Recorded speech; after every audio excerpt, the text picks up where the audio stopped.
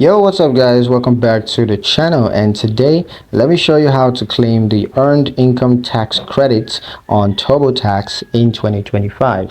All right, this is going to be a quick video. We're not going to waste too much time on this topic. Just going to give you guys a very quick step-by-step guide. So let's jump straight into it. Now the first step is going to be to gather necessary documents. So go ahead and collect your W-2 forms or your social security number and any other required documents.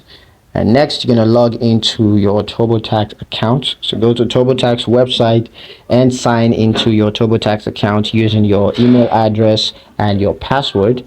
And once you're logged in, just select the tax year that you want to claim the Eitc for.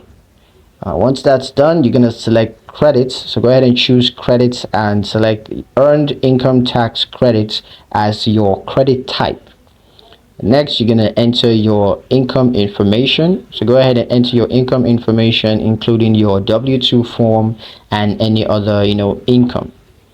Once that's done, you can claim the EITC based on your income and family size.